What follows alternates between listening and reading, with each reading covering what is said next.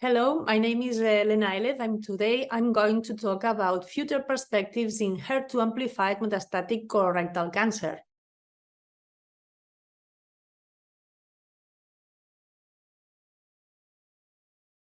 An interesting combination is trastuzumab emtansine together with pertuzumab. Trastuzumab emtansine, the so-called TDM1, is an antibody-drug conjugate of trastuzumab and emtansine, the cytotoxic agent, namely the DM1, which is a microtubule inhibitor. The idea is that the TDM1 will retain the trastuzumab activity, guaranteeing the delivery inside the cell of the DM1 in cells with HER2 overexpression. So this agent has been evaluated in the HERACLES-B study, which is a phase 2 trial in patients with RAS, BRAF, wild-type HER2-positive refractory colorectal cancer. Nearly half of the population included in the study had received equal or more than 4 lines of treatment. And the HER2 assessment was performed by immunohistochemistry and ISH according to the HERACLES criteria. So 31 patients were treated in the trial, and although the trial did not meet its primary endpoint of overall response rate, the anti-HER2 treatment showed good rates of sustained disease control at 77% and a progression-free survival of 4 months with a favorable safety profile. Regarding trastuzumab-pertuzumab, this compound has been evaluated in 2 landmark studies, the TRIUMPH and the TAPUR trials. The TRIUMPH study assessed the efficacy of pertuzumab-trastuzumab in patients with HER2 amplification prospectively confirmed by tumor tissue or ctDNA analysis. The study recruited 27 patients in the tissue-positive group and 25 in the ctDNA group, all being RAS BRAF wild-type, deserving similar benefit irrespective of the type of sample analyzed, with a median overall survival of 10 and 8 months for tissue and DNA respectively, and a progression-free survival of 4 and 3 months each. On the other hand, the TAPUR study evaluated the pertuzumab plus trastuzumab combination in patients with HER2 amplification of HER2-3 mutation. A total of 28 patients with HER2 overexpression and 10 patients with mutation were included in this phase 2 trial for heavily pretreated population. The combination treatment does not have anti-tumor activity in patients with HER2-3 mutation, and benefit is seen in patients with HER2 amplification. So the benefit was limited to patients with HER2 overexpression, with an overall survival of 60 versus nearly 30 weeks, and a progression-free survival of 17 and 9.6 weeks each.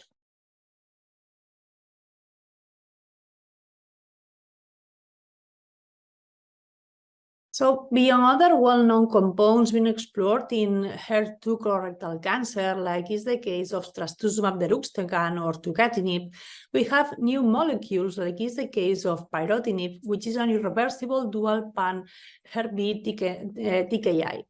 The HER2-FUS-G trial is investigating the efficacy of pyrotinib and trastuzumab in patients with HER2-positive colorectal cancer, showing a promising activity of trastuzumab and pyrotinib in RAS wild-type and HER2-positive metastatic colorectal cancer, also showing a favorable and safety profile, what it would represent a safe a feasible option for our patients with this particular clinical profile.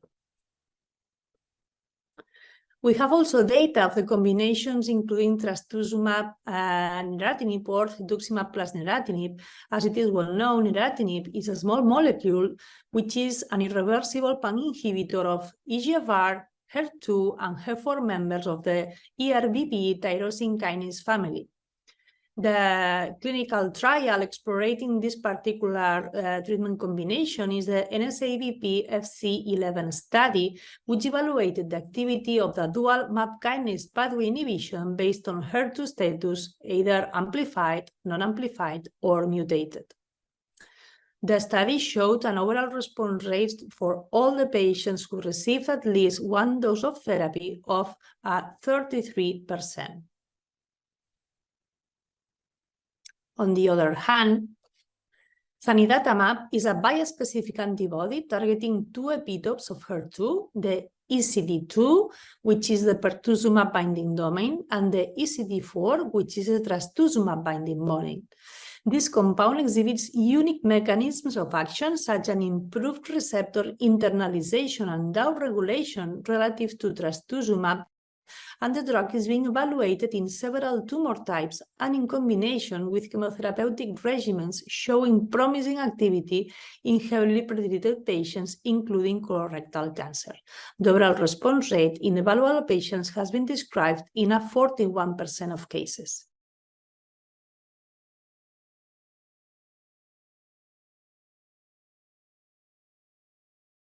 So particularly in colorectal cancer, we know that the mechanisms activating HER2 parallel pathways or even downstream effectors, like is the case of RAS, PI3K, are involved in both primary and secondary resistance to HER2 blockade.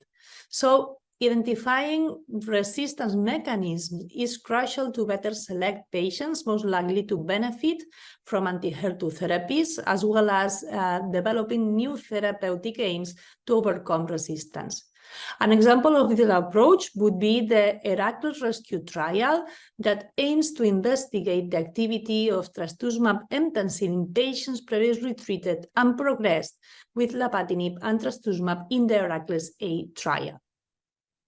We have also other potential strategies for HER2-targeted therapies in colorectal cancer in early phase trials, like is the case of cancer vaccines, including HER2 peptides recognizing by T lymphocytes or immune-stimulating antibody conjugate consisting of a trastuzumab biosimilar chemically conjugated to a toll-like receptor 7 or 8 agonist, or natural killer cell products targeting HER2 overexpressed in solid tumors, or other options like chimeric antigen receptor, what it's called the CAR T cells targeting HER2 in combination with an intratumor injection of oncolytic adenovirus. In fact, several efforts have been developed focused on this particular subtype of colorectal cancer that I think has been consolidated as a subtype of its own, and it's our responsibility to enrich the inclusion of these particular patients in clinical trials, trying to elucidate which is the best treatment option and the best treatment sequencing. Thank you for your attention.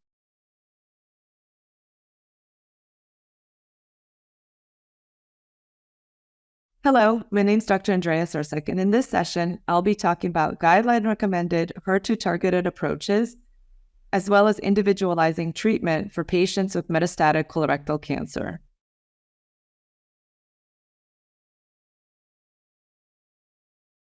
HER2 has emerged as a very important target in metastatic colorectal cancer.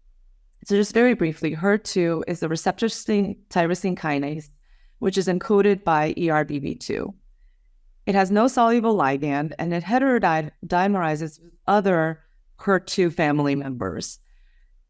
In metastatic colorectal cancer, these tumors that are HER2 amplified or HER2 mutated tend to be more left-sided.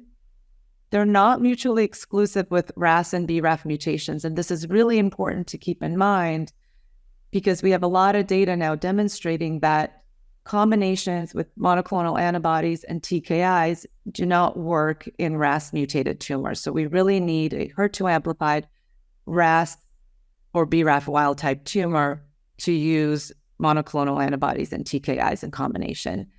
Clinically, these HER2 amplified tumors are associated with metastases, most typically lung and brain metastases. And there are data retrospectively that they are resistant to anti-EGFR antibodies. So that's something important to keep in mind clinically. So speaking of the drug landscape that we have available for targeting HER2 in metastatic colorectal cancer, we have monoclonal antibodies, trastuzumab and pertuzumab. We have TKIs that are used in combination, such as tucatinib and lapatinib, that are tyrosine kinase inhibitors.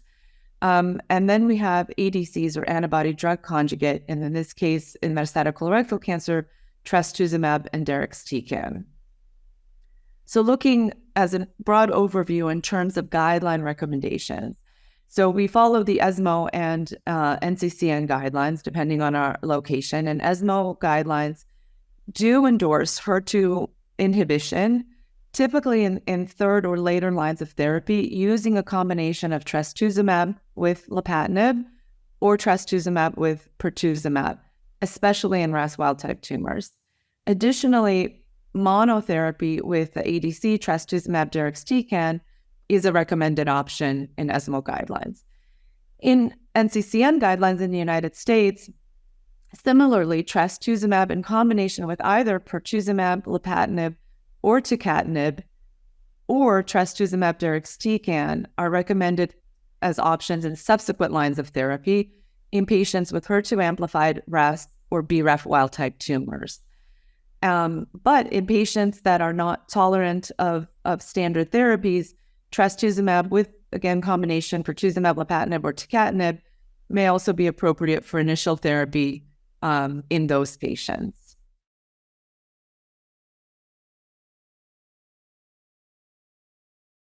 We have several studies now supporting use of HER2-targeted therapy in metastatic colorectal cancer. The first trials really were the MyPathway and Heracles trials. The MyPathway study assessed the efficacy of trastuzumab and pertuzumab in patients with treatment-refractory metastatic colorectal cancer with HER2 amplification. It was a phase 2A study, and it was actually a basket trial with multiple other HER2-amplified solid tumors in patients who had previously received first-line therapy. The total patients with metastatic colorectal cancer treated was 57, and the data were very exciting and very promising, where we were used to seeing, no responses, just a bit of survival benefit in this patient population. The combination of trastuzumab and pertuzumab in these selected patients with HER2-amplified tumors actually had an overall response rate of 32%, a median PFS of 2.9 months, but a significant overall survival benefit of 11.5 months. And similarly, the Heracles trial assessed the activity of trastuzumab and lapatinib in patients with HER2-positive KRAS wild-type metastatic colorectal cancer after failure of standard therapies. This was also a phase 2 study. It was a multi-center open-label study, 27 patients treated. Patients received trastuzumab and lapatinib, and it was well-tolerated and active in patients with refractory HER2-amplified tumors. And here also, it was noted that the overall response rate was 30%, median PFS was 21 weeks, and the median overall survival was 46 weeks, also very similar overall survival. And importantly here, we learned that patients with RAS mutated tumors did not have the same benefit. So this was the suggestion that really this was important to select patients not only with HER2-amplified tumors, but also with RAS and wild-type tumors. A more recent study, the Mountaineer trial, looked at the activity of trastuzumab and tucatinib, another tyrosine kinase inhibitor, a bit more specific, a bit more highly selective for HER2. And this was a phase 2 global study, open label, in patients with chemo-refractory HER2-positive RAS wild-type unresectable metastatic colorectal cancer. And here the response rate was 38%, median PFS was 8.2 months, and a huge median OS benefit of 24.1 months, which is really unprecedented in metastatic colorectal cancer, certainly in an unselected patient population in the refractory setting. So very excited data. The study was, the drug was also drug combination was very well tolerated. And now moving on to the antibody drug conjugate, the DESTINY-CRC01 study assessed the activity of trastuzumab deruxtecan, which again is an ADC of humanized anti-HER2 antibody bound to a topoisomerase 1 inhibitor. Also a phase 2 study, open label, multi-center, patients with HER2-expressing metastatic colorectal cancer. 53 patients were treated. Excellent overall response rate of 45.3%, median PFS of 6.9 months, and an OS of 15.5 months. And this distinguishing factor here, and I think what's important to keep in mind, is that patients with RAS mutated tumors did appear to benefit from this antibody drug conjugation combo of trastuzumab deruxtecan, really because the mechanism of drug delivery is different and the activity to downstream effects are different. So we don't need these tumors to be RAS wild type. And that's an important thing for us to keep in mind in terms of use of this therapy and in terms of future clinical trials and future development in metastatic colorectal cancer.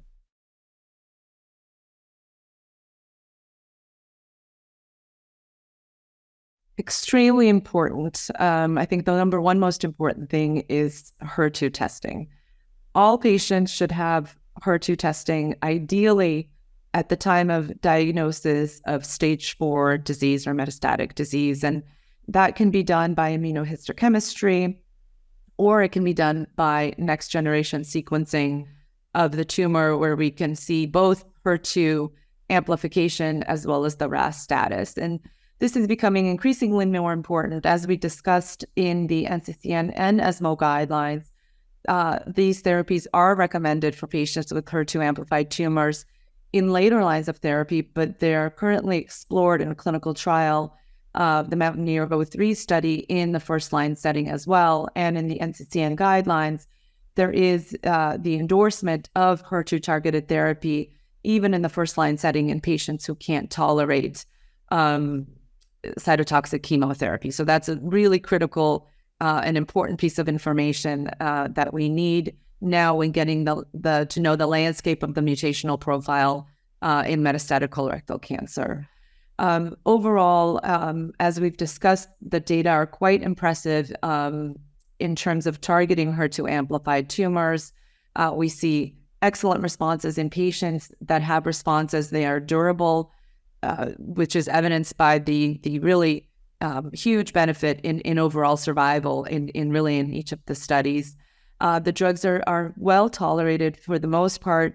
Most common adverse events are diarrhea, nausea, fatigue, vomiting, and anemia. But in clinical trials, as well as in clinical practice in treating patients off study, these side effects can be very well managed with supportive medications, and patients do not often require significant delay due to toxicity or dose reduction due to toxicity. So extremely well tolerated. We do have to keep in mind, in terms of the monoclonal antibody trastuzumab in particular, we have to pay attention to potential cardiotoxicities. Echocardiograms are important in this patient population treated with HER2-targeted therapy. And then in terms of more serious adverse events, we did see in the ADC and trastuzumab deruxtecan interstitial lung disease, which was a limiting toxicity that was fatal in the initial study with a higher dosing. Subsequently, the Destiny CRC02 study, which was just presented at ASCO this past June in 2023, evaluated the efficacy and safety of a lower dose of 5.4 milligrams per kilogram of trastuzumab deruxtecan compared with the initially studied dose of 6.4 milligrams per kilogram. And in fact, the efficacy was the same and the safety was better with a lower dose. So really endorsing the lower dosing of 5.4 milligrams per kilogram of trastuzumab deruxtecan in this patient population. I think the important other thing to keep in mind is sequencing and how do we best treat our patients. As I noted, I think we'll learn from current clinical trial if this combination is beneficial, if targeting HER2 is beneficial in first-line therapy. We assume that this will be the case, so we obviously need the data to see that. But given the significant responses and the durable responses that we see in the refractory setting, we're obviously very hopeful that we'll be able to move this treatment into earlier lines of therapy. In terms of sequencing, I think this remains to be debated. Certainly, the combination can be used in the second-line setting, depending on the sequencing of cytotoxic chemotherapy. If the tumor is RAS/RAF wild type, a combination of trastuzumab and a TKI. The FDA has now approved trastuzumab and tucatinib in the United States. It is very well tolerated, so that would be a very good option in terms of sequencing. If the tumor is RAS mutated, I think the trastuzumab deruxtecan would be a good choice in that situation. What's unknown is, in the wild-type tumors, is there any benefit of doing trastuzumab deruxtecan first versus combination with the TKI? I think that remains debated and largely unknown, but certainly either of those combinations is an option.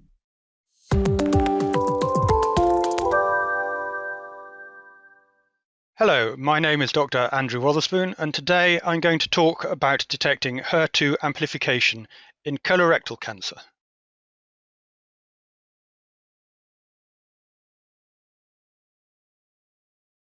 So HER2, also known as ERBB2, is a proto-oncogene which is located on chromosome 17 at region Q21. It encodes for a transmembrane glycoprotein receptor with tyrosine kinase activity, and it has been linked to resistance to anti-EGFR therapies. Amplification of HER2 oncogene, or overexpression of its protein, leads to hyperactivation of mitogenic signals and uncontrolled cellular proliferation and tumorigenesis. In addition, activating mutations have also been identified in the HER2 oncogene, sometimes coexisting with HER2 amplification. HER2 has been recognized as important in breast cancer for many years, and more recently in cancers arising at the gastroesophageal junction. But more recently, HER2 overexpression has been recognized as important in colorectal cancer. It is present in approximately 2% of all colorectal cancers. But if you take cases of stage 4 KRAS wild-type colorectal cancers, this rises to approximately 5 to 6% of these cancers. Also, HER2 amplification has a higher prevalence in patients with left-sided tumors, particularly rectal adenocarcinomas. In current practice, HER2 overexpression and amplification is routinely detected by immunohistochemistry or in situ hybridization. In addition, NGS as a molecular technique can be used as an alternative to these techniques to identify HER2 alterations, and has the advantage of detecting a wide range of molecular alterations and quantifying the gene copy number, which could act as an additional biomarker to select patients who would benefit from HER2-targeted treatments. In general, most hospitals would use immunohistochemical staining as a first approach to assessing HER2 overexpression or amplification, because it is relatively cheap, relatively quick turnaround time. And then in situ hybridization is usually used as a backup to the immunohistochemical staining if the results are not clear-cut negative or positive. The use of NGS, although it gives more information, is not really in routine practice in most hospitals, certainly in the United Kingdom, as it is expensive, takes a long turnaround time, and is not available to every hospital as an on-site process. HER2 testing in colorectal cancer is only recently been adopted as a predictive and prognostic marker. And the guidelines are variable across the globe. The ESMO guidelines suggest that HER2 amplification should be tested in RAS wild-type patients, but it doesn't recommend when that testing should be undertaken, as this therapy only becomes available at third and further line of treatment. Testing for HER2 activating mutations in the ESMO guidelines is not recommended outside clinical trials, and immunohistochemistry and in situ hybridization are recommended as the HER2 testing methods. The NCCN guidelines are similar, with HER2 testing recommended in patients unless they are RAS or BRAF mutated. And again, immunohistochemical and in situ hybridization techniques are recommended, although in these guidelines, NGS can also be used for assessing HER2 abnormalities. The CAP guidelines and the NICE guidelines do not specifically recommend HER2 testing at any stage in the treatment pathway. HER2 testing in colorectal cancer is fairly variable across different hospitals and institutions. At the moment, many patients will have HER2 tested on their material at the request of the treating physician, rather than as a reflex test on all patients that are diagnosed with colorectal cancer. The advantages of following these guidelines is that there is a consistency across the board for patient management, and that is of benefit to the patients. Currently, where there are no specific guidelines, HER2 can be tested at the discretion of either the pathologist or of the treating physician.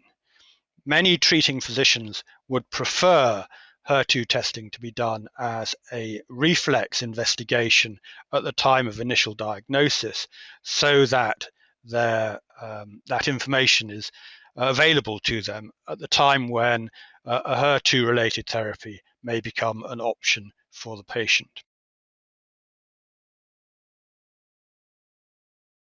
So the importance of testing for HER2 amplifications is to identify patients for whom a HER2-related therapy may become an option at some stage in the future care.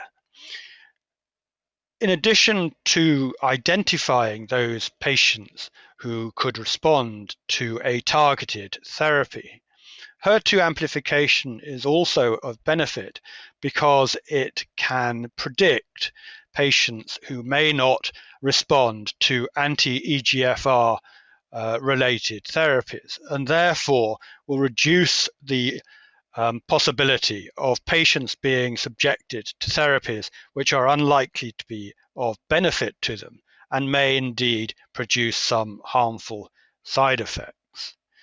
So for this reason, HER2 amplification testing is really quite important, even though the actual numbers of patients who will turn out to be HER2 positive is somewhat small.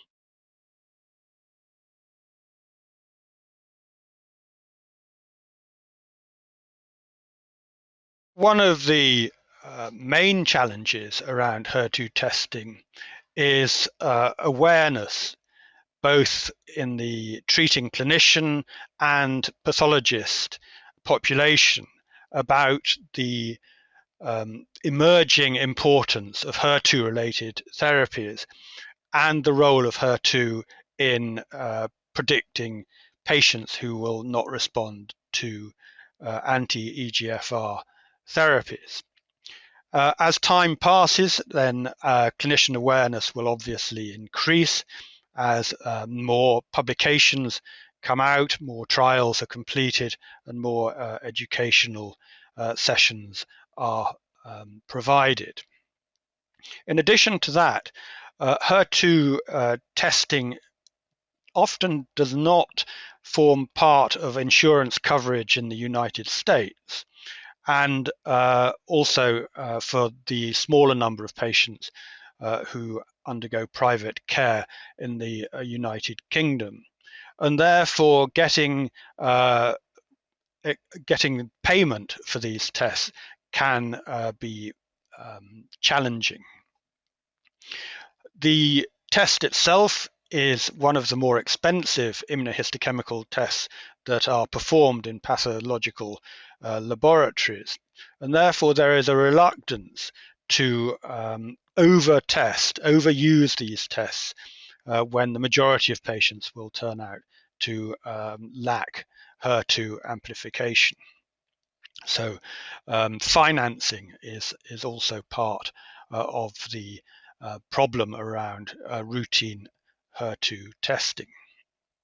As time passes, clinician awareness and knowledge does increase, but currently I think there is, to a degree, a lack of knowledge among clinicians about what to test for in metastatic colorectal carcinoma.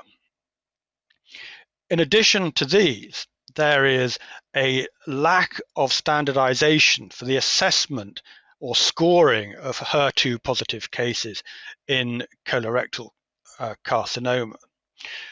The scoring systems have been variable dependent on tumor types. So historically, the scoring system for breast carcinoma is different from the scoring system for gastroesophageal carcinoma.